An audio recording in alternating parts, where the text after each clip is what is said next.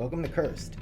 This is Familiars Part 3 coming up. But real quick, I wanted to do some patron shout outs uh, for this month.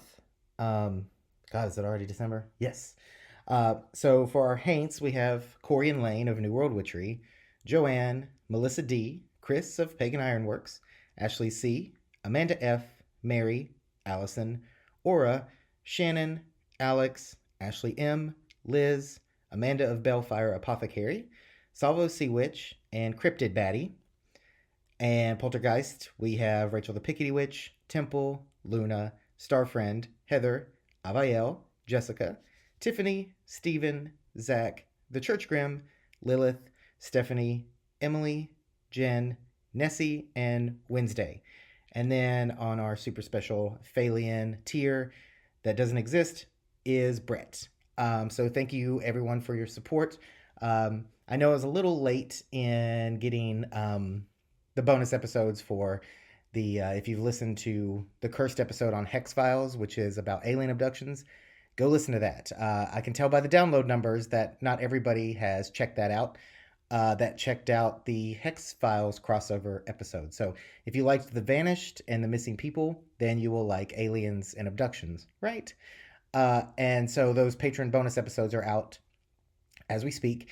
The guest I have on talks about his abduction experience, whether that was real, dream, astral travel, physical, we don't know. But you can check that out. You can also check out some more missing cases that Tamara and I recorded for Hex Files on Patreon.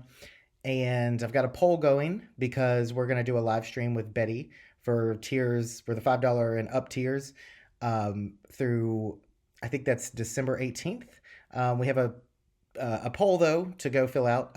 We're either going to try to shoot at 8, 9, or 10 Eastern Standard Time. So whichever time gets the most votes is the one we're going to go for. And then what we'll do is the Estes method with Betty. We just did one last night. I'm recording with Hex Files tonight with a couple of the investigators that had Betty before, who we were calling foster parents. And we got some really crazy results. So check out Hex Files for more information on haunted dolls. Check out the Patreon for all the bonus stuff. And yeah, I think that's about it. And then if you would take a second to rate and review, subscribe so you can get all the updates on the new Cursed episodes, that would be great. And if you're a crossover listener with Hex Files, you can also go rate and review and subscribe there. It really means a lot to us. It helps us out. And yeah, if you love us, let us know that you do. So without further ado, this is Familiars Part 3. It is by no means the only familiar episode coming, but it is the latest one now. So if you do, after the episode, if you do have comments, you have questions, you have stories to share, follow Cursed on any kind of social media you have and send me a message. You can send an email. Yeah, because I want to hear your stories, and I want to have on future guests that have familiar experience. That could be people that are well known in the community, friends, listeners, whatever. So I want to do that. But actually, one more thing before the episode starts, I do want to do a live stream with Cursed through Podbean.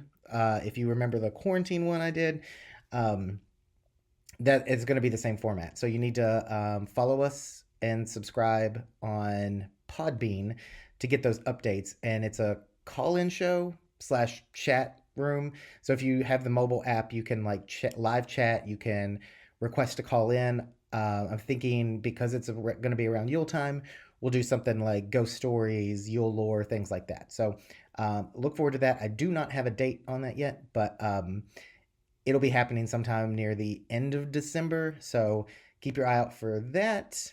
And any questions and stories, if you want to call in, be prepared because I will probably let you tell me whatever. So, okay, enjoy the episode. All right, welcome to Cursed. This is Familiars Part 3 because, of course, it went this way. I'm joined again by my brother Clayton. Hello. And If you listen to part 2, which don't even listen to this if you haven't, there's a part 1 from a few months ago. There's a part 2 that was the last episode, and then there's this one. So it seems like a lot, but it, like I said at the end of the last episode, there was a lot of response to the familiars. A lot of people want to know about them. It was easily, I think before that it was the Matt Orrin episode, but the familiars episode, especially before hiatus, was the one that got the most attention the fastest, and it's one of our top downloaded ones, and it's not even that old. So I know you guys want to hear more about familiars, and we want to talk about them. So forgive us that we don't get it all covered, and part 3 will not be the end of this, I'm sure. So with that being said, little recap. We had just talked about your introduction to witchcraft and how it relates to finding your familiar. Absolutely. I had just told my story, which I'm not sure, it's probably been told in parts on either Patreon or other places, but I just told my story of Ava and how we got to where we started from the bottom. We're still at the bottom, but we're here today. And so now we want to talk about kind of like what I started getting into. And kind of what I want to talk about is like how we perceive them, how they feel, how they show themselves to us. And then we'll get into a little bit of like how that affects us day to day, how we work with them day to day, how they interact with others, like each other, things of this nature. And then maybe some like tips that we can give from our personal experiences on like maybe how you can either work with yours or find one, things of that nature. Oh, yeah. So in continuation, just so you kind of know where I'm going with this part of it, is that so Ava has always appeared to me as a certain way. She changes a little bit here and there. Sometimes she can appear real intense. Other times she's more soft. Other times she's very like cold. And I've had other people experience her in different ways, but they're all similar. She is like this, I don't want to say nymph, but it's not unlike Clara with being a nymph. She's like this underground, if you look up Hecate's horde from Greek mythology, it involves several types of vampiric spirits. There's a Lampades. There were torchbearers. They would follow Hecate and bear torches. They were knowledge bringers. So when we say demon or daemon, I don't want you to think Demon, the Christian idea of demons. They did not come up with it. They ain't smart. They ain't original. But what they did was they demonized the idea of daemons, which in Latin is like Daimons. If I didn't fuck that up. And then I think that's it.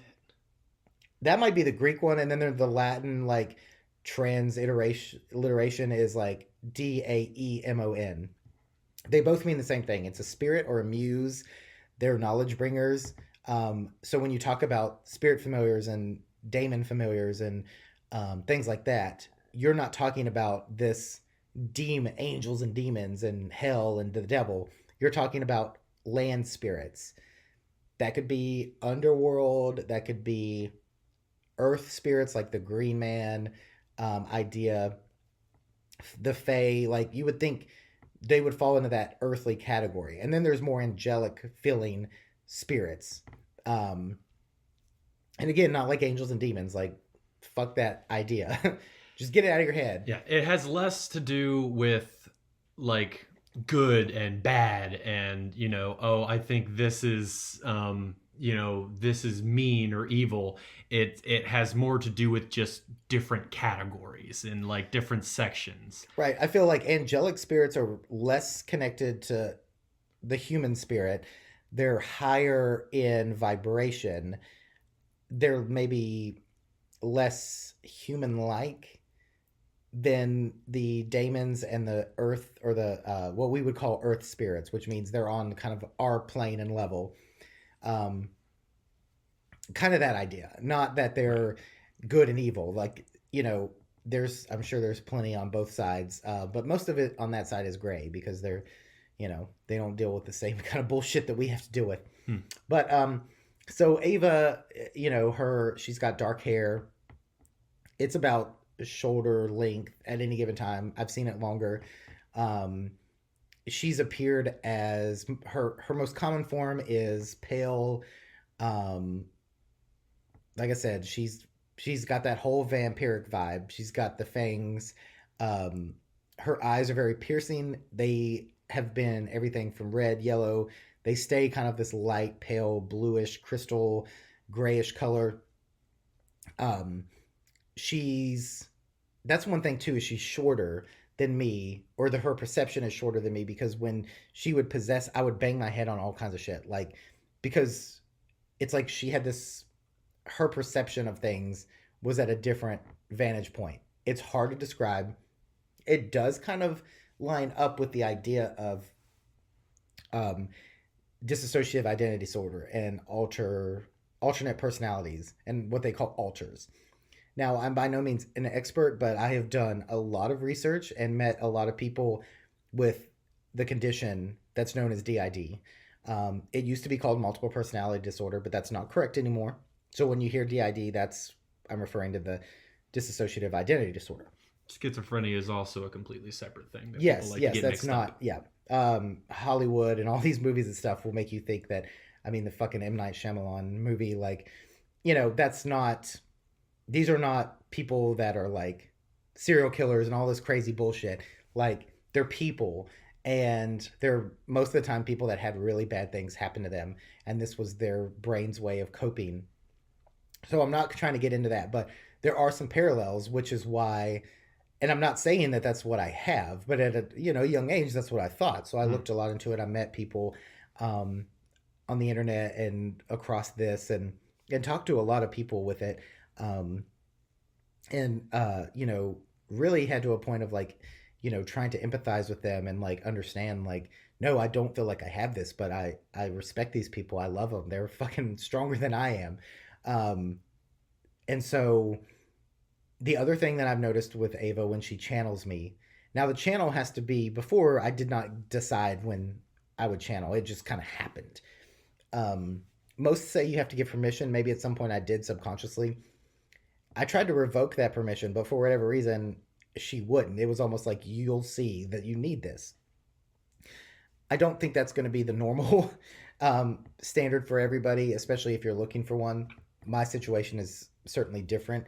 I think Hecate had a hand in that. Maybe, I mean, without Ava, I guarantee you I would not be here today. I went through some severe depression um, multiple times throughout my life. It's always been there, but I was at a point where I did not want to continue. And she was that voice.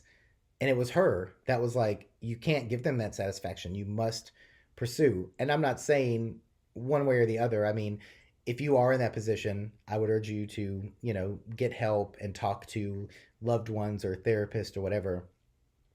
And I'm not saying that that's on your spirit familiar. Right. And I'm not trying to get into like a deep triggering, discussion, but at that time, that's what got me through at that at a point. And I'm saying that was the only thing, but that was a driving force that pushed me and kind of led me to think, well, this isn't anything bad, because if it was bad, why did it not encourage it? Why did it not, do this that you kind of hear people talk about when they talk about possessions, whether they're real or not? You know what I Right. mean? Is that people have very negative things about possession. Right. I feel like there's also something to be said about the difficulty you dealt with emotionally at a very young age, and how it's almost like she needed to be there for you at that younger age before you could really maybe understand what she was, but you needed her, and so she came forth and helped you even when you didn't completely understand what she was or Right. why she was there. And it's not entirely that much different for me as well. I mean, I went through a lot of really difficult times in my life, in my mid-teens, and that was when she was her. That was when Clara was most prevalent in my life and in my thoughts. And even though I didn't really know what she was, very much like Ava, she still helped me helped me come to terms with many of my thoughts and come to resolutions. And it only got better the better relationship that I had with her. But yeah, it's definitely worth mentioning that you shouldn't, I guess, leave it up to a familiar. If you're having difficulties with depression, struggles with anxiety, don't like uh, don't um, neglect to help yourself instead of like waiting for a Right. familiar. This is just our Yes, and experiences.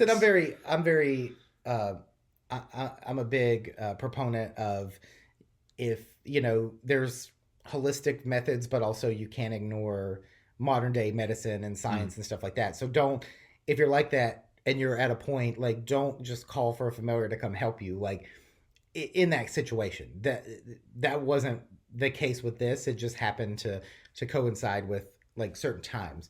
But that goes into what I've described before, is like some people's idea of what they would call a guardian angel is not, to me, unsimilar, is because there was always that protection, that always like guardian idea that I will look out for you. And when I became more of a witch, it was, well, I'm going to look out for you on the other side.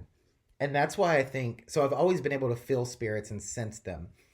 But I think there's a reason why I don't, I think her being around is intimidating for certain spirits. She's trying to work on that, but I think there's reasons why I have trouble with Ouija boards and stuff, because I mean, it's almost like if you have a fucking, you're inviting guests in, and there's a wolf in the corner. You Mm. tell them that, oh, she'll only hurt you if you're here for bad reasons. It's still off-putting. They're like, well, I don't know if I want to be in this small room with this wolf too, that I don't know, and I have to go off your word, trusting it. Right. So It's like being a delivery guy showing up at somebody's house and their huge dog is sitting out in the front porch with no leash on or anything, and then it's like staring you down, and the person answers the door and says, "Oh, he wouldn't hurt a fly. Don't worry about it." Of course, you're still going to be cautious. Like, right, you don't know.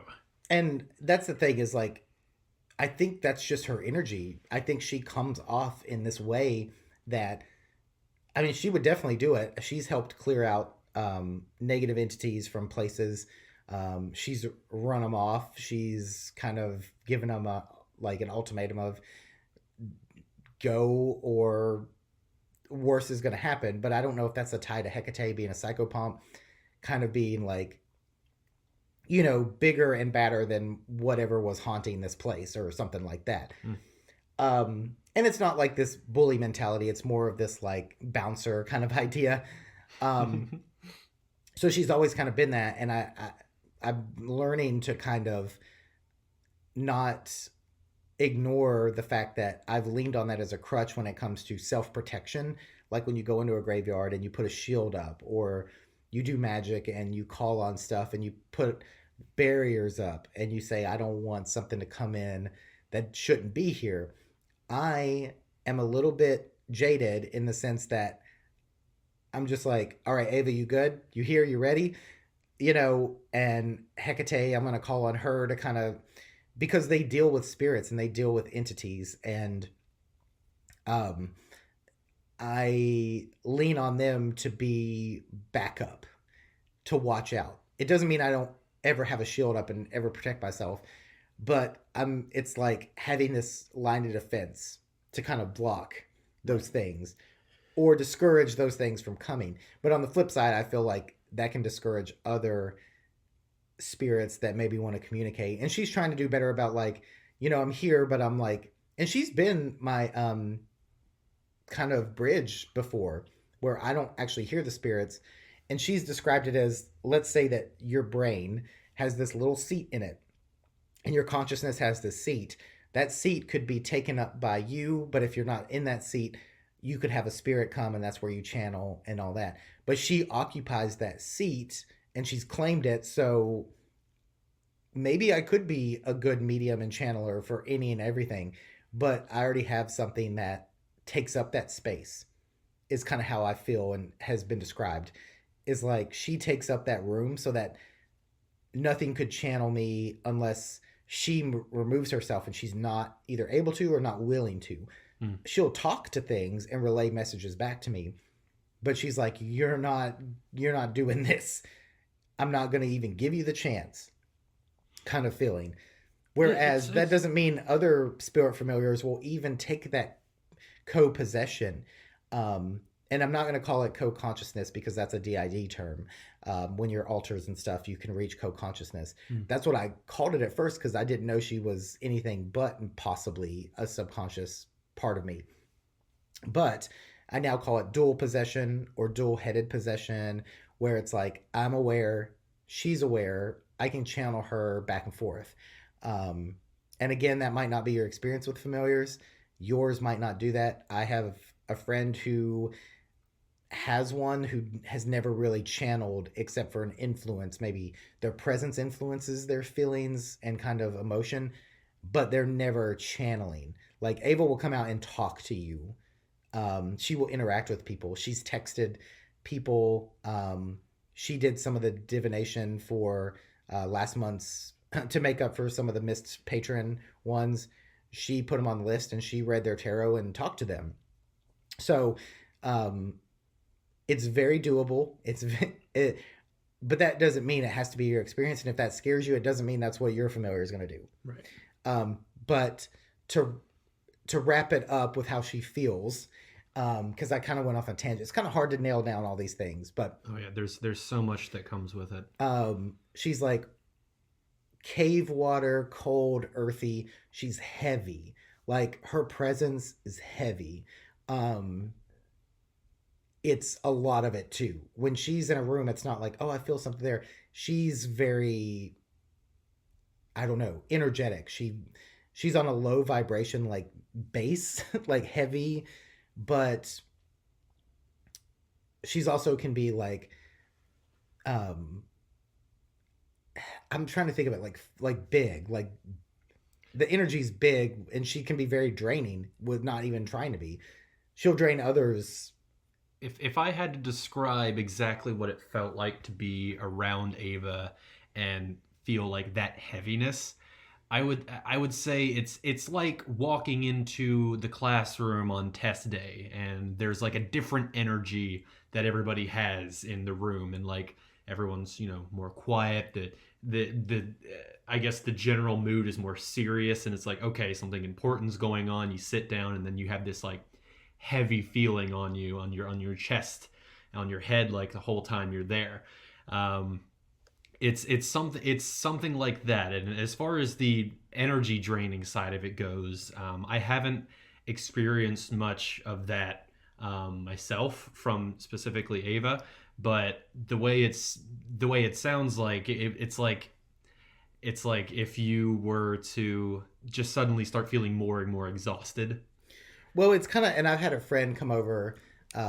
It was Alex. He came over and he was going to hang out with Ava. They were going to do divination and all that. She was excited about it. She was like ready to go. She was full on. He walks in the door and immediately is like about to pass out. He's like, I got to eat something. I feel sick. I feel drained. Mm-hmm. He took a nap and it was like, oh shit, I'm sorry. Did I do that? And he was like, and it wasn't her fault. But to me, it's like a void, a vacuum.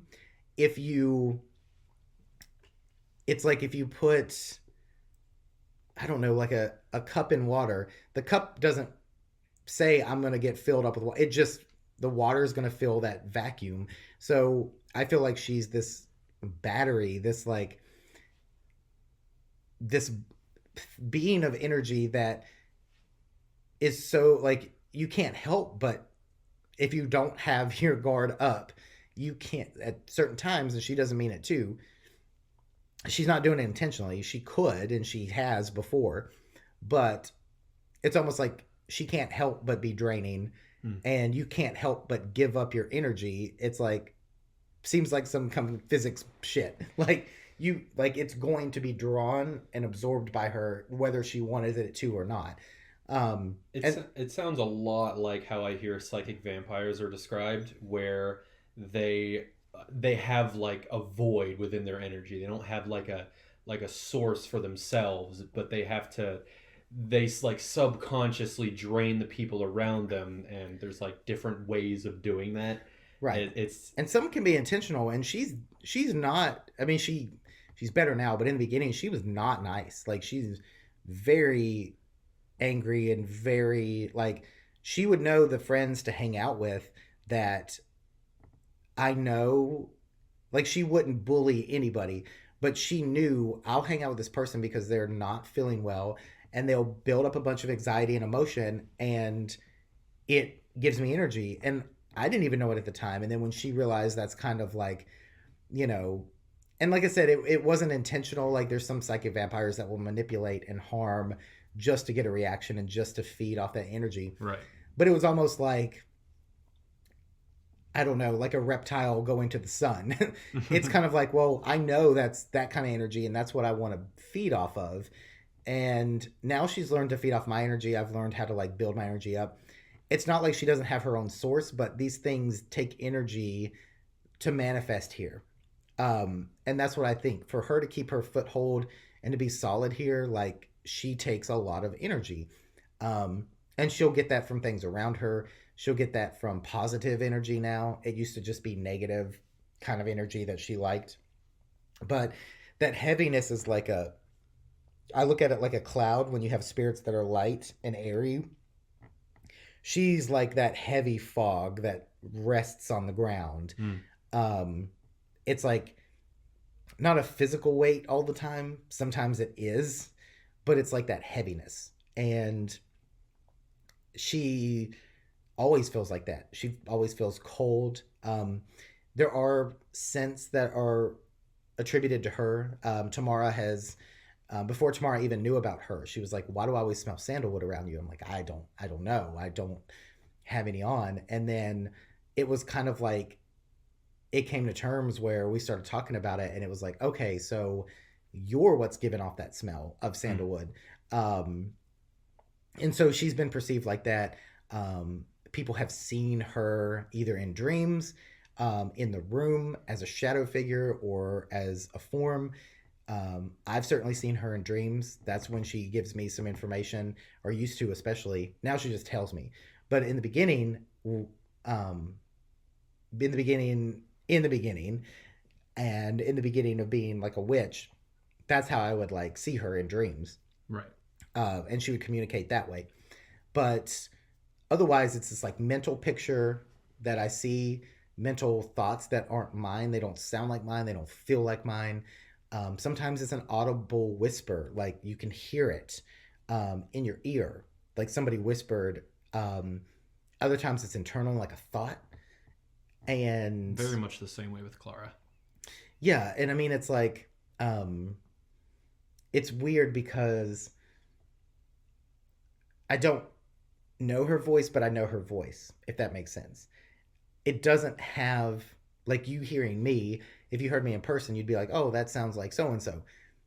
But if you heard my voice in thought, you learn a voice. Like you hear other people when you remember a dialogue. Like if I remember this conversation, I'm gonna hear you talk in your voice. Hmm. That's what it's like.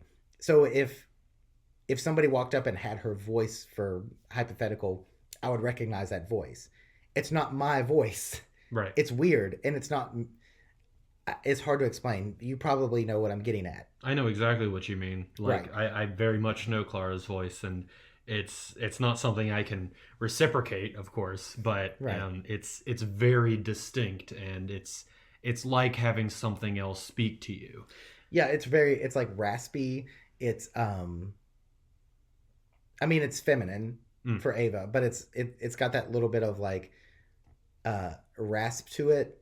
And like her features aren't delicate, but they're like delicate but they're hardened, if that makes sense. mm, Um so like her features are sharp and pointy feeling, but they're also kind of like hardened. Like they're not that like light and like soft glowing features. They're very like cold and hard and sharp.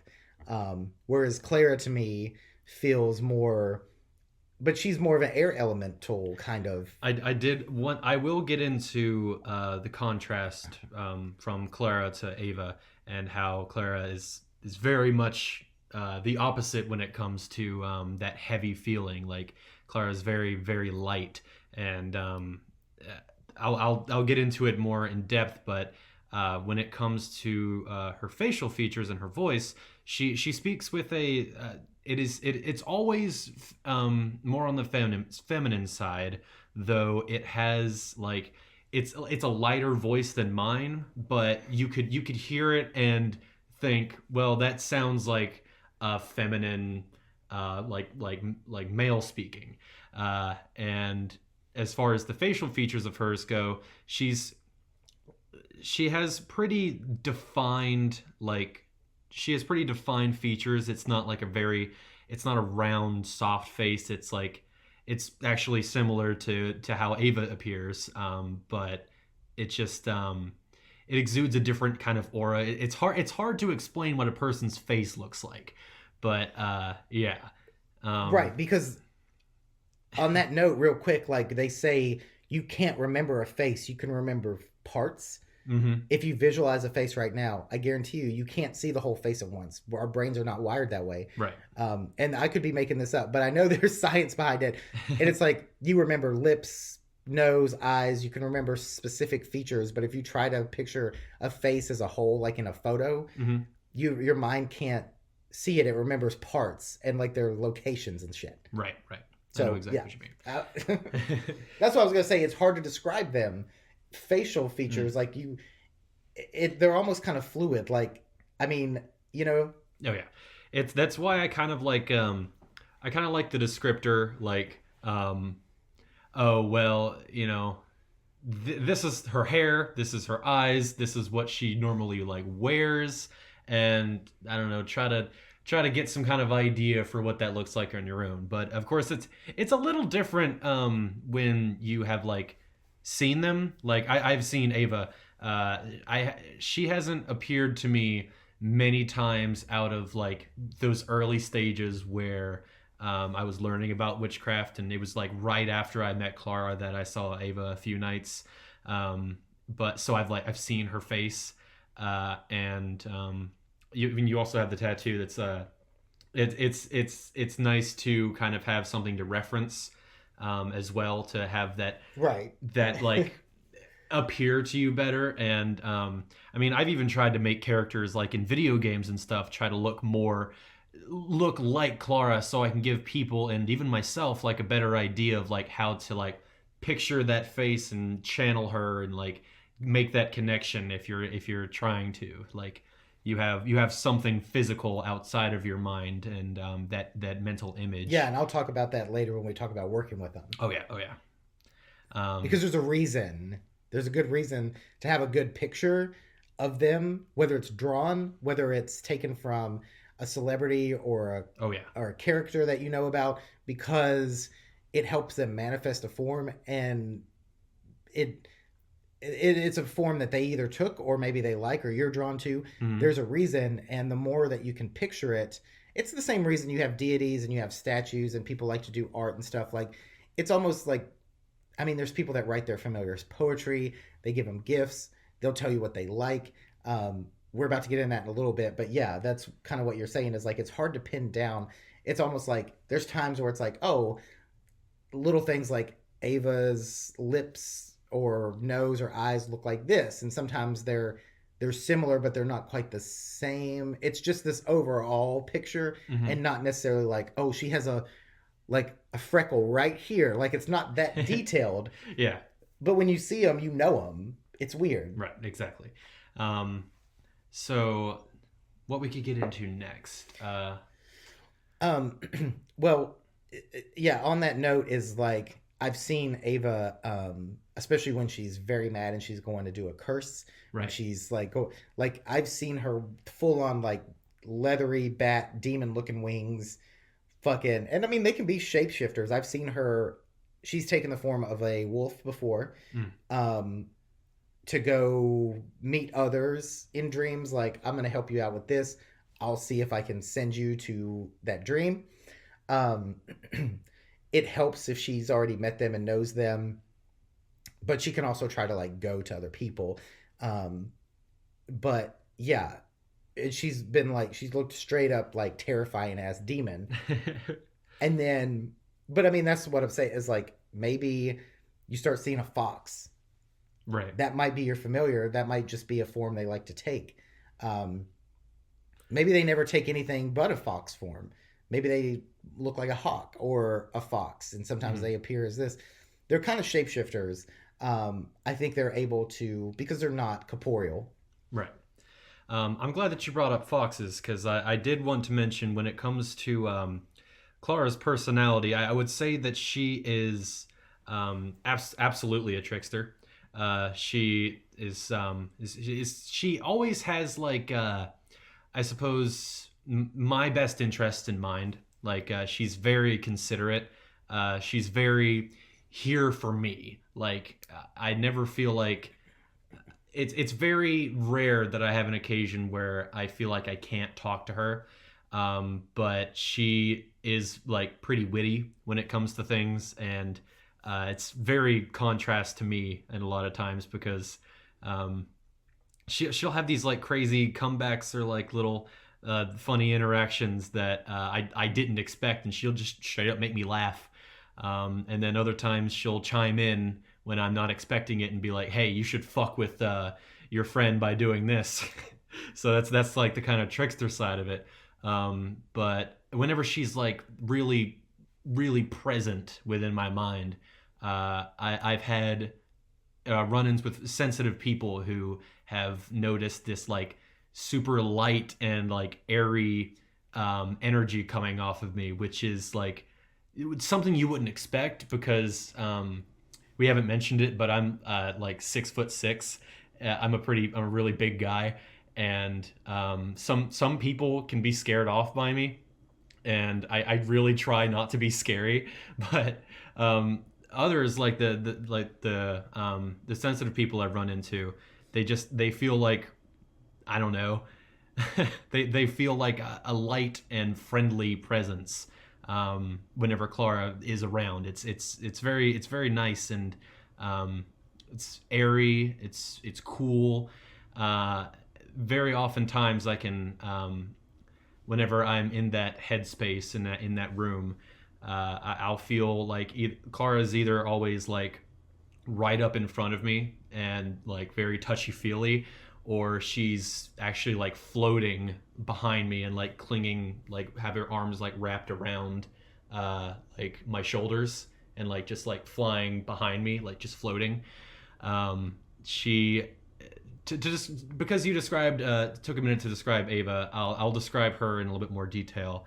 So Clara, she has white hair, but she also has like little black tips on the end of like each of her like locks of hair, and it's rather short hair, and I've never really seen it go like further down than her shoulders or anything like that. It's usually neck length, but it comes down and curls into these black tips. Um, and she's usually wearing like white, sometimes almost translucent, like garments that you would almost expect like you would almost expect angels to be wearing as they like hover above the sky or whatever, and it seems like they're constantly flowing. Sometimes gold will be embroidered in the clothes whenever I'll see her, but it's she also has these really piercing red eyes, and it's always been a really striking like thing for me. Red eyes. I it's like you described where you can see characters in media and get a better idea of what your familiar can look like if you see something and feel like that's accurate. Um, all my life I've been like more attracted to the characters that I've seen in media with red eyes or white hair or a combination of the two. So whenever Clara finally appeared to me and I saw that she had that signature white hair, red eyes, it was like, well, that makes a lot of sense. Now I understand like why I've been so into, I guess, that specific look. It felt like I knew that that look was important to me, but I didn't. It was like a subconscious thing. It's really weird. But as far as I know, I don't know of any like I don't know of any historical figures with the white hair, red eyes. I Right. just only know of like I don't know Well, I mean, some media figures. that's like I had a friend who was like mine shows. I have like two, and you can have multiple ones, but your main one, like if I had any, like I mean, they wouldn't be on the same level as Ava. Like she's got that spot. She would be the main. What I've had, I mean, they say it looks like a dragon. They say it looks like uh, an animal. It can change that feature. It can look like almost like them. Mm, Um, so there's like I said, I wanted to describe these things to kind of give an idea and not just like a name, like all you know is the name. mm-hmm. That these things have, and some of them might just be shadowy, like you might never see detail, you might never Right. see them, but you can feel them. But so some of the suggestions that I've read and that I would have for people is if you feel like you're calling on a familiar, you can do it through guided meditation. There's some through YouTube. I think I posted them on the last, not the first part, on meeting a familiar. It basically says like every witch could have a familiar. You're not talking about spirit guides or guardians or ancestors or stuff. You're talking about a familiar is one that works with the witch and using witchcraft. So Ava helps me when I do a spell. I feel like she carries it for me. When I do a curse, especially, she carries it for me. Now she's channeled me and done spell work Mm. on her behalf or for me, and that's a whole different experience. It's like she's doing it. Um, Whereas that one friend does not have that relationship with their familiar at all. Their familiar is background, it can be close, it can be influential, it can assist, it can show up in dreams, but it does not really ever channel. And that doesn't mean they want to, that does, and this person has tried to get that to happen, but it just doesn't.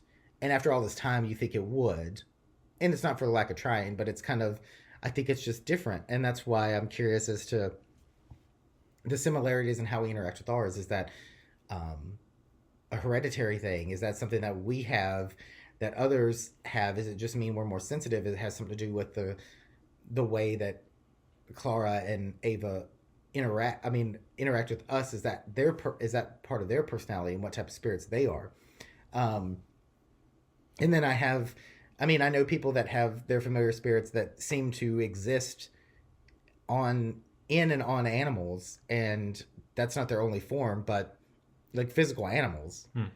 So, but for the most part, we're going to look at animals being imps, more helper spirits than like straight ass familiars. Right. Oh, it's also worth mentioning that it's a lot more difficult for me to channel Clara, and while I have done it before, maybe I'm not particularly good at it yet, but it's hard for her to like act through my body, and I've never done it around people. I've only been by myself with her. Whenever she's actually taken over my body and assumed control, but it's not it's like you said you could even text with Ava, which she needs to spell check more by the way, um, but you said you could text with Ava and that you know she can just be in your body for like hours and hours at a time. I haven't been able to do something like that with Clara yet, and while we've tried, maybe I'm just not. Maybe it's her. Maybe. Maybe she's. I mean, some people can drive and might drive when they have to, but maybe they don't want to drive. Like Right. like she's cool chilling out with you, commenting, doing stuff. And that's the one thing I forgot I wanted to say. Ava is a fucking trickster too, but in like a sense of she came out one Samhain and Alex was we were doing divination and she was like, I just need some of your blood. She doesn't always need blood, but it's just funny to her Mm. to ask for blood and to get it, and it's like, oh, you fucked up. But then she's not even really gonna do anything with it. But if they think they fucked up, then she thinks that's funny. Yeah, of But course. we had a little fire going, and she was like talking to him, and she just said, "You like stick your hand in the fire, and you're not gonna get burned." And he was like, "What the fuck are you talking about? Of course I'm gonna get burned." She was like, "No, you could do it. Like you don't think you can, but if you think that you don't." And he was like, "Just shut the fuck up." And she's just like thinks it's so funny because she didn't really think he was gonna put his hand in there. Maybe would have stopped him. But to her, it's just funny where it's like, oh, I'm going to come out and do like prophetic things, or I'm going to try to Yeah. help divinate. And it's like, oh, also put your hand in the fire. It's like, no shit, don't do it. But it's that trickster of kind of like, she doesn't take herself too seriously, but then she gets mad when people don't take her serious when she is in that serious mode. Right. Like, no, if I fucking tell you, you should listen because I'm picking up on energies that you don't know about. And sometimes she doesn't even know if she's right or not. Like, she does not pretend to know what tarot cards mean, all of them, by memory. But she'll read a tarot and they'll be spot on, but she has to look it up or have the person look it up. But she will tap into them, just a small little tap, and just be like, these are what I've got. And it might not even make sense to her. But so that's one of her, I guess, I don't want to say tricks, but that's one of her abilities that, you know, she's not a tarot reader, but she is a good person to pull cards for you. Which is why I think going forward, I'm going to have her do some of the divinations as well. Even if they don't get explained per se, she'll give you your cards and then maybe you can look into them. But they're usually like pretty fucking accurate, which is weird. And of course, her other little joke is like, I'm never wrong. And I can't really say that she's ever been wrong. She might be disagreeable and she might piss off people and but like, I don't know that she's ever been wrong, but she's also not like seeing the future. But if she picks up on stuff, and I think that's the idea of a familiar is they're kind of your guide slash liaison Mm. emissary to the other side. And you know, I've read the idea that there's and I've said it before and I'll probably say it in the future, is some people say without working with spirits on the other side, you would not be a successful witch. Your spells would not have success. This is yes, you're manipulating energies with the physical world, but there's so much more to it. And if you don't have a relationship working with spirits, you're not really going to get much accomplished because something on the other side has to make things flow for you. You don't have that friend on the other side. Right. And you are absolutely not on the other side. Yeah, and I think you know, Ava's a good one to have there. And look at them like, you know, they want your best interest. They always do. But you have to like, you can't just ask. It's not Santa Claus. You have to do some shit. Right. So I have an altar and I have I got a commission done, which is a tattoo. I got a commission done by an artist, and I didn't want it to be like super realistic. I'm not trying to have, but like the idea and like the features, and I liked his style. She approved. She liked the style, and so we got that kind of as tribute slash like, you know, I need to get her sigil on me at some point. And to help like build that bridge. Now you don't have to go all out, but I mean, after 20 years of working with the spirit, I'm pretty certain that it's not a regrettable thing to have build such a bond with this. They like Ava likes blood, of course, but to offer blood, or let's be honest, sexual fluids work really well for spirit familiars.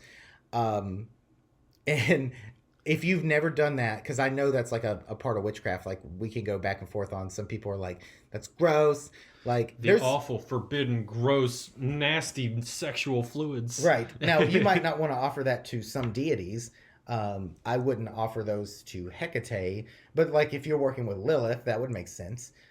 It's all again and it doesn't mean like go masturbate and give your spirit familiar like whatever your I was trying to think of a funny term for it that just wasn't obscene, but like yes, um, I mean, people use menstrual blood. Like, it's just it's a good way to build energy, and it's a good way to do it. And I would suggest if you are trying to communicate with your spirit familiar, if you're looking at it or looking for one that's in that soulmate kind of realm or that like sexual attraction, building off that kind of energy, like just go jerk off or some shit. And Sex is a really big part of us, and denying it is one thing, and just kind of like, not that you have to or anything, but it's like it's not something you should feel uncomfortable about. yeah, but if you do, then you certainly shouldn't have to feel like you have to do it. Yeah, yeah. But Ava more prefers blood and things like this. And so what I do is I have that picture that I had commissioned of her on the altar. She has pieces of jewelry that she likes that um, I've gifted her that I wear that help channel. I make bridges out of them.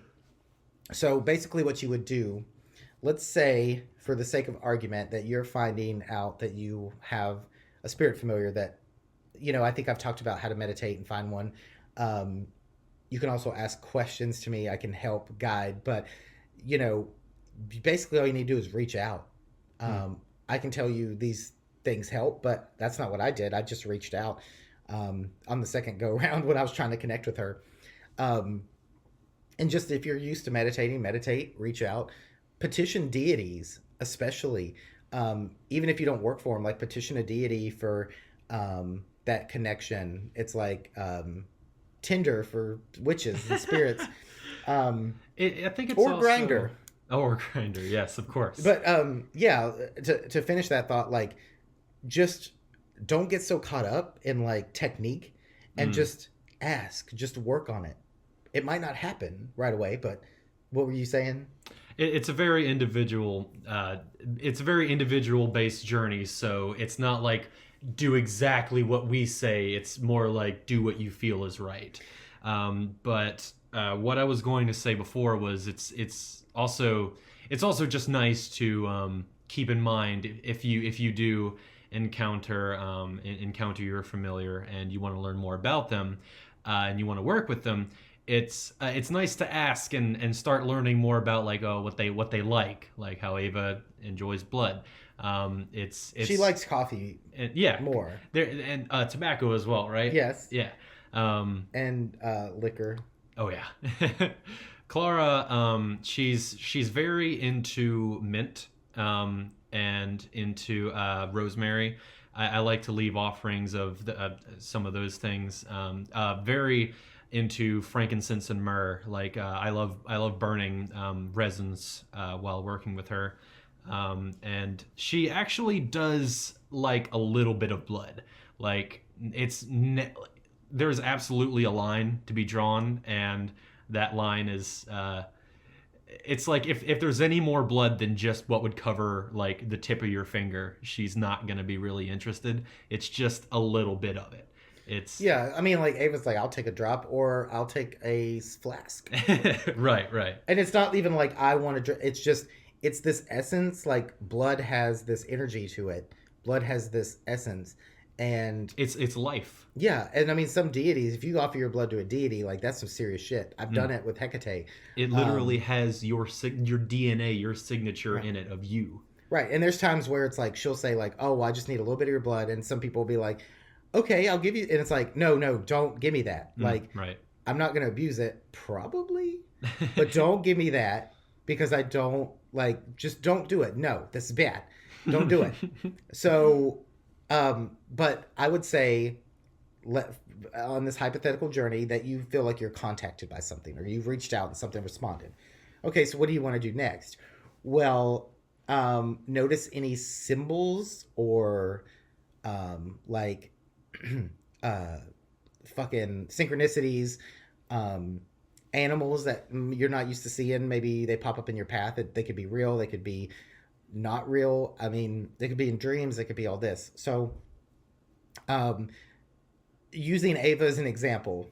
Okay, so I feel like something's calling me. So I'm going to start noticing, well, I'm noticing bats more because that's one of her like symbols. That's one of her things that she's connected to. And it sounds so fucking like goth, hot topic, vampire bullshit, but like it just is what it is. And but it's all again tied to like Hecate. Like all these things are like I'm like, why would I have? And then it's like, oh, it makes sense. She had these vampiric entities. Some of them were not good, but like if you so you see, okay, well, I'm starting to see bats. I'm starting to see references to like this name. Like this name keeps popping up. And this is if you don't get a response back right away. Sometimes you might, and you have to explore. So let's say I hear this voice, kind of how we described, and you start asking, like, well, do you have a name? Meditate, do things you normally do to connect with stuff. Try to Leave be it, more receptive. yeah. Like Um, watch for those signs and those things that mean something to you. Leave an offering if you leave chocolate. Ava loves dark chocolate. If you leave chocolate and you don't really get a response, and you kind of get this feeling like maybe they don't like it, trust that instinct. Um, and you're thinking, well, maybe I should leave. Fuck, I don't know, a piece of chicken. Like leave a piece of chicken. See what happens. That might be what they were asking. You really have to trust your intuition on this because it might not just be your intuition, it might be them influencing you and kind of guiding you and leading you to that. And it's a building relationship. Don't, it's like meeting a new person. Don't be afraid for trial and error.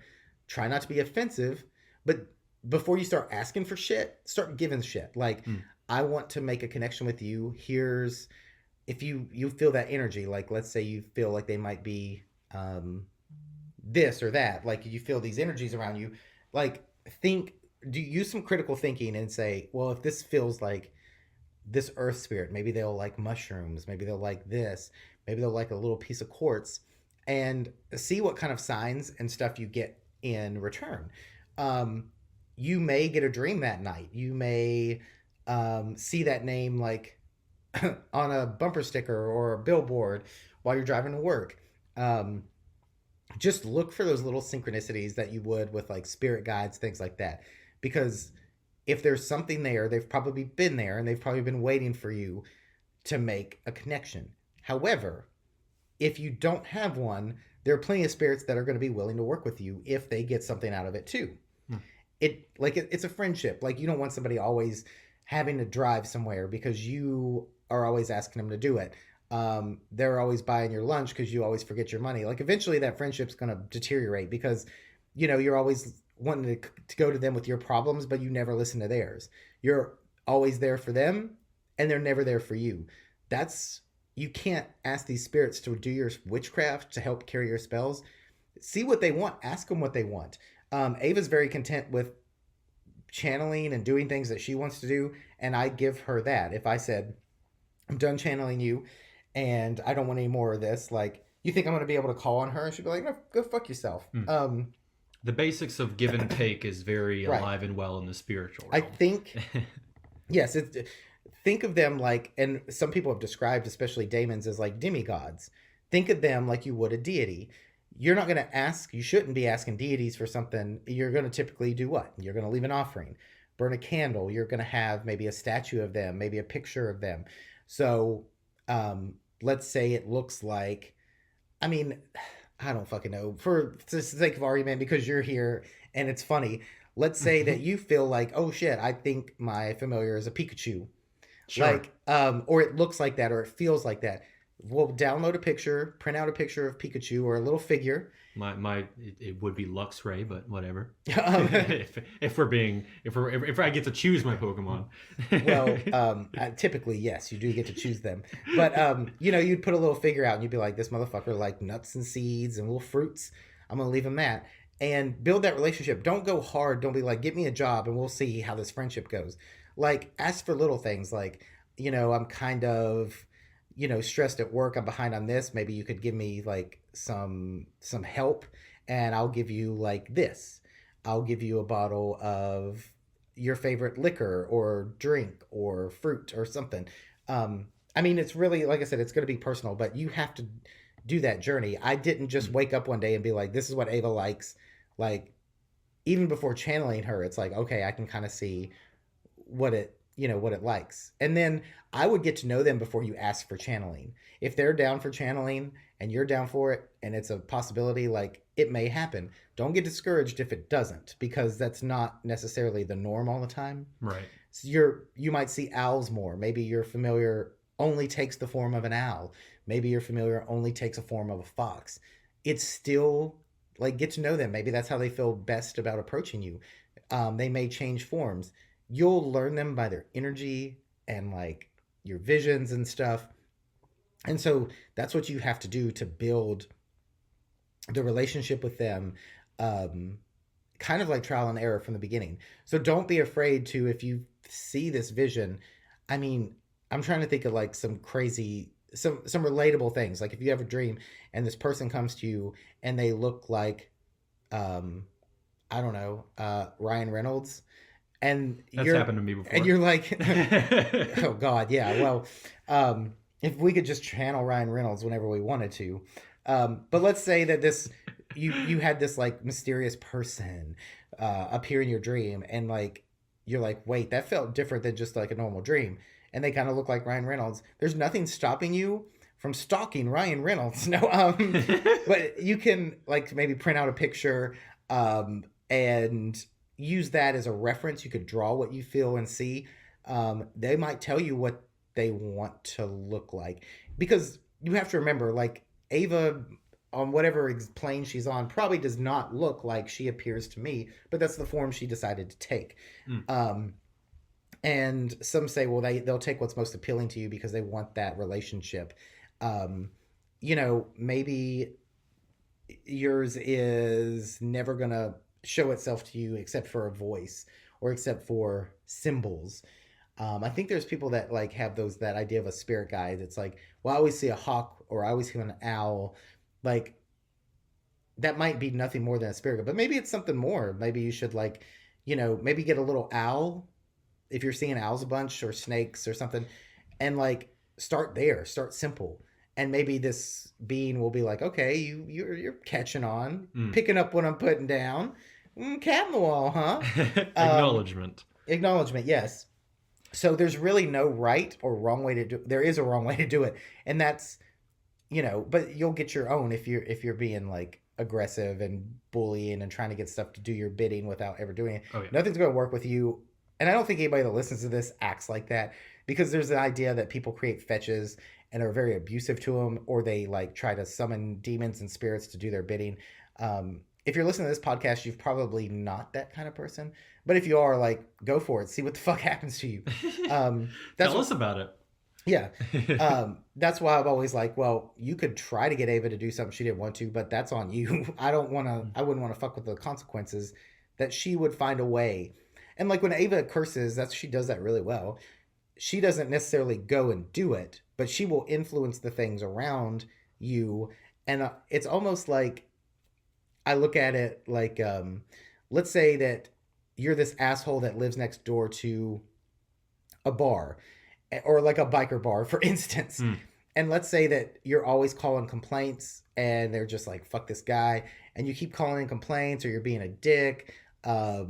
You like routinely, like, take a shit on the doorstep of the bar or whatever. And they're like, God, this fucking person just, and then you fucking wrong somebody else, and they're like, you know what? Actually, I do know that you're the one doing that to the bar, and you're pissing them off. Like, I'm gonna go over there, and it's like, hey guys, I found out who's doing that. You want to go fucking like make his life pretty awful right now? Like, that's kind of like the best way I can think of it in the moment is, you already, if you're the asshole and you're offending things and you get my attention to be cursed, you're not going to be the one. I'm not just going to curse somebody because they fucking like, there's a good reason. So if you're on my radar and you're on Ava's radar, you're on other things radars. Mm. So it's and again, on the flip side, it's not just about cursing. This could be for other spells too. But what I'm getting at is she can go and find those things, petition them, ask for their help, ask for their assistance, and those things are going to either want to hurt you or help you, depending on the kind of person you are.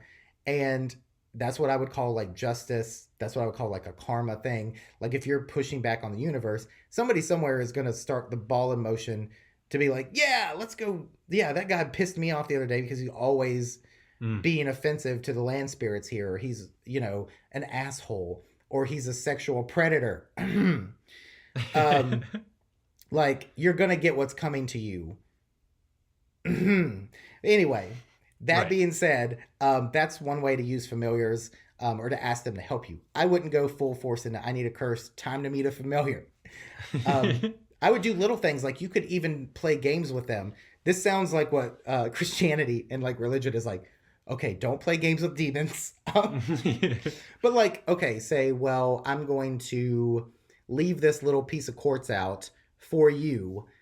Leave something in my path today to show that you like it or accepted it. And maybe you're Right. walking outside and you find a piece of quartz or a feather or something in the sidewalk.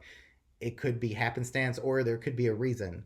So play around with that. That's kind of the beginning stages, I think, of like getting a familiar. Now, do we want to talk about the day to day? Let's say you've met them, you've built an establishment or a relationship, you've established one, you've got a name, you've got likes, you've got dislikes, you've got a Right. little altar for them. I did want to mention real quick that I feel like people shouldn't think that everything is a sign. Like, Right. take things with a grain of salt, but be receptive, but also be skeptical.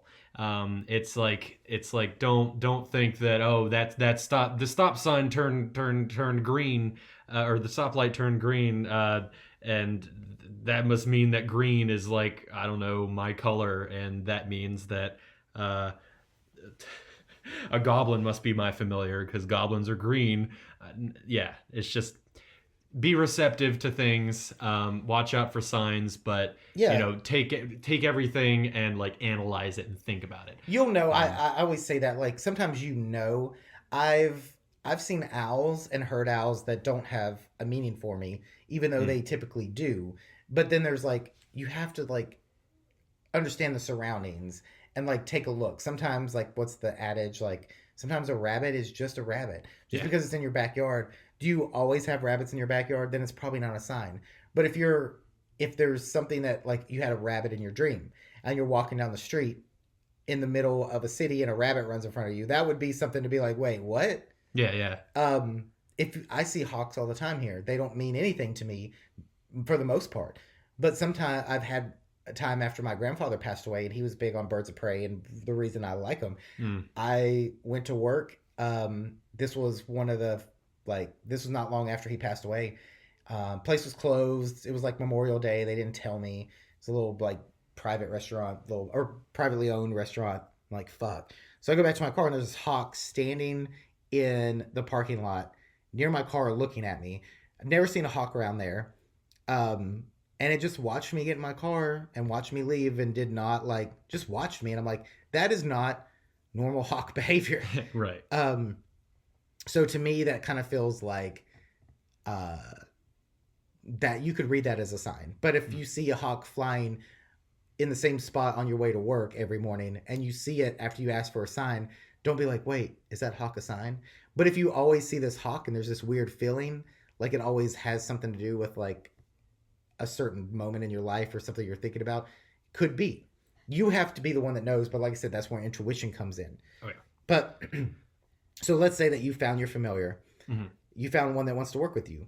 They can like any friendship, it can dissolve if you don't keep up with it and keep it going. Most of the time, they're already going to be wanting like to work with a witch. Like you're not just like yeah fuck it, let's fool around and see what happens. Most of the time, they're going to be looking for that, or if they're not already there. So you got your name, you got your altar, you got your offerings, you kind of know what they like. Like, what's a good day to day thing that you do for yours to keep that relationship going, to keep the magic alive, to you know, Yeah, I know what you mean. So Normally, what I do with Clara is I like to take the peaceful times out of my day to just sit back, close my eyes, and then just see if I can talk to her a little bit. I just try to continue acknowledging her, ask her how she feels about things. She can get very emotional at times. Like just like she will very oftentimes match my emotions when it comes to situations. Like if something really pisses me off, chances are it pissed her off even more. Um, and it's always nice to kind of like just have that conversation going on in times of the day when I just have those nice little peaceful moments, and I get those mainly when I'm laying down. Maybe I'm like I'm getting into my car, I'm driving, stuff like that. I'll oftentimes have a conversation, and if it comes to uh, when I'm trying to work with spirits, or I'm trying to you know perform a certain spell or do something for myself, what I'll normally do is I'll set up my altar, and my altar will usually consist of 4 to 6 candles in sort of a symmetrical type way, because dimes are so very closely connected with both me, Clara, and Hermes being mainly who I work through. Uh, I have dimes set up in any kind of formation. I keep a bunch on my altar, and I'll either put them in the shape of Clara's sigil or whatever feels right at the time. And while that's going, I like to start up my resin burner, or if not incense burner. And the go-tos for Clara would be the frankincense and myrrh, like I mentioned earlier. They're also very nice for Hermes. And sometimes I might sprinkle a little bit of herbs, like um, the mixture that you gave me. I now have I have two of those, and I like to sprinkle that on top sometimes. And um, sometimes I'll get like some mint leaves and just crush those up, put them in the resin burner as well. It's all just like an offering and a sign of respect to work with Clara to achieve whatever I need to. Oils are also they can be helpful, especially if you don't really have as much time, but you still want to do some work. Sometimes I like to take a little bit of oil, and I mean you can find these kinds of oils at like your local witch shops and stuff. You'll see anything that really like I feel like anything that like what's the word, it pops out at you, or I feel like will work with me well. I would, yeah, to build on that, I would say if you're in a witch shop or if you're looking online in a witch shop or something, it doesn't have to be witch shops or Target even. Right, If right. you're in there and you're starting to build this relationship, just be like, hey, so and so, I'm coming in here and like, let something jump out if you like it. Like, as an offering, I'm trying to learn like what you like. And maybe you walk by like the garden section and there's this little succulent that stands out to you. Like, maybe they want that around. Right. Um, and I mean, like we were mentioning earlier, try out anything, especially if you have like leads for it, because I I'm mean, starting to wonder. I get Ava stuff all the time. I'm starting to wonder what she ever gets me. No, I'm just kidding. Uh, oh man, I don't want to, ooh, don't want to poke and prod, do you? But yeah, it's the day to day with her. I mean, she doesn't really like she never gets in my way or anything like that. Like it's never like I stop and like think like, oh man, like Clara's like kind of getting in the way of my thoughts, or like she's like intervening with me right now. It's never like that. It's always if I want to talk to her, she's there. Outside of 2020 has been a very bad year for me and Clara. She's been really distant. I've felt like pretty separated spiritually from like just the world around me. It's been a hectic year, but normally she's almost always there if I need to talk to her. I think the more like, it's a connection that like it can be distant and can feel close. Like it doesn't have mm, to feel close 24/7, because I know after 20 years with Ava, like it doesn't always feel close. Like she might be out doing something, or the more energy, maybe you just don't have the energy to build or whatever. mm, It's don't take it personal. Don't think you've been abandoned or they left. Like you said, I know I've not been in touch with my spiritual side more, so it might be harder to communicate. Or right. maybe she's busy doing shit on your behalf or her And behalf. right. And even if I don't understand exactly like the reasons why, I try not to take that as like any kind of offense, Right. because it isn't like her to just suddenly get angry and be like, oh, I don't want to, I don't feel like being around you. Like I can still feel her presence, but it's more difficult to like walk that bridge and make that conversation happen. It's like Yeah. trying to scream out into the void, but nothing responds. Yeah, and I mean, to me, that's similar. I have a different relationship with Ava after all this time. I don't always do the day to day other than just talking. Hmm. Sometimes she's always there, adding commentary. Other times I have to be like, well, I don't know. Let me see. Let me call on her. And it's like, instantly she's there, for Right. the most part. And she never really goes far, but sometimes she's going out and doing stuff. Like she might be busy right now doing stuff. Um, and then other times it's really easy to channel her. Um, and drinking alcohol, this is Oh yeah. like, to me, getting that little bit of a buzz helps my busy, hectic brain shut down enough and move out of the way enough to channel her. Sometimes if she's got enough energy and she wants to channel, she'll be like, I'm out. I'm in the beginning. I'm in the front. Mm. And there's times where I've been like, oh my God, I'm just talking to myself. And it's like, yeah, and you look crazy. Just, like that.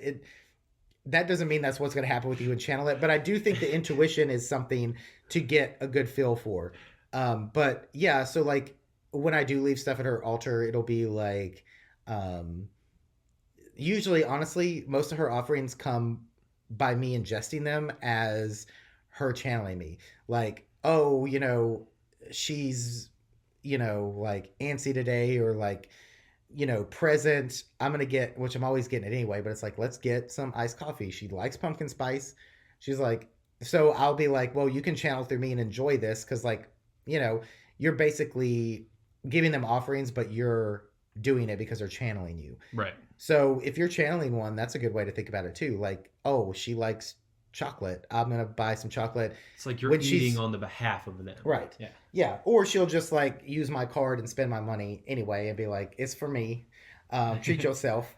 Um, but yeah, I think that's a good place to leave it now, because again, there's so much to talk about. It's already an hour and 20. Mm. These are personal experiences. There might be other people out there like this. There might not be, but I think that's a good place to start with, like a couple more parts of the familiars to kind of get the best we know is to tell you about the ones we work with and we know, um, and kind of give you tips on like how we look at them, how we view them, what we do for them, what they do for us, how to kind of get started. I would say there's no real certain spell or curse or magic that you can do to attract them. They're going to be a part of helping you do that regardless.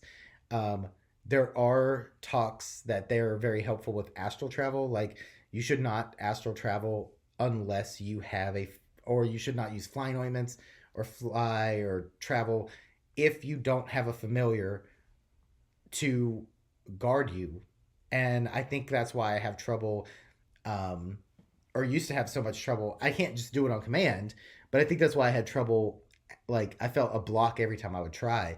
Is I think it was like, no, you're not doing this without me being present and me guarding your vessel and this and that. So there's no real spells to do regarding them. I don't think there might be attraction spells.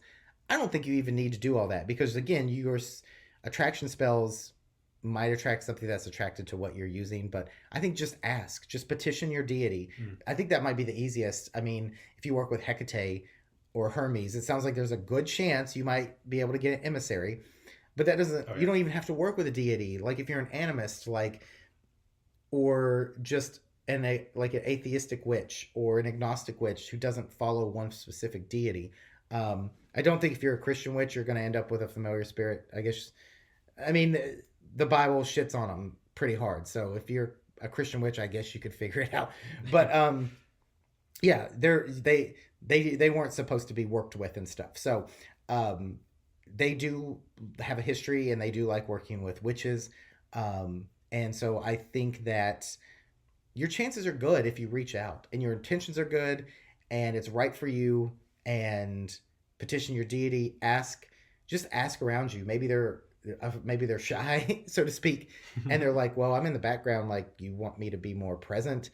um so yeah, I mean, it's hard for me to, I'll have to find somebody with a different type of familiar to have on for the next parts, um because I want somebody else's perspective on how they work with their familiar, if they have like a good working relationship, but from a different angle than somebody who channels. Right. But I really don't know anybody that has one that's similar in form that doesn't channel them in some way.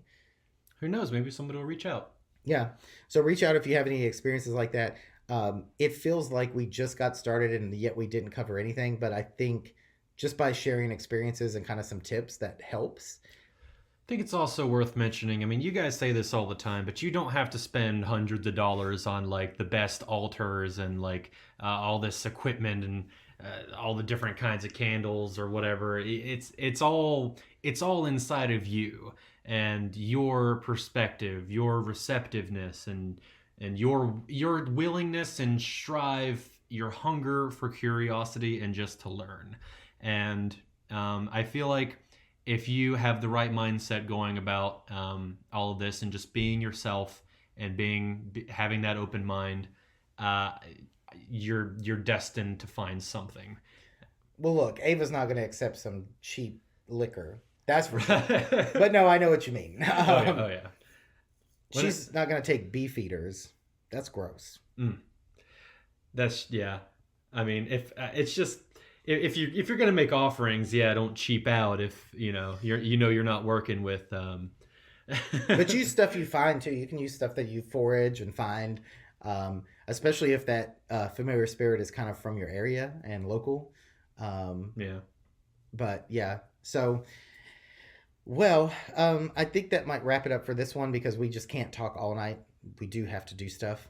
It's already late, but I appreciate you being here again for part two. Of course, I am really enjoying this. It's I've almost- loved being able to talk about it. It's almost 3 hours of this shit now. But leave any questions for either one of us. You can follow Cursed on all the bullshit. Like you can find it on Instagram, Twitter, not on Facebook, but fuck it, whatever. And you can send an email through the bio, links in bio and stuff like that. There are bonuses. I don't know if there'll be a familiar one because we kind of covered everything we wanted to talk about. But I've still got to get up other bonuses for Hex Files and stuff. So we'll see. There'll be something coming your way. But thanks for your support. And Thank you so much. Yeah, if you want to hear more, go to Patreon. And for just $1, you can hear all the other stuff. If you like what you hear, you can rate and review on iTunes, on all your platforms. Yeah, so I think that's about it for us today. Goodbye. Goodbye, everyone. Cursed is hosted, edited, and produced by Joshua McWilliams. The theme for Cursed is Voice of the Trees by Sun and Moon Dance. You can find them at sunandmoondance.bandcamp.com.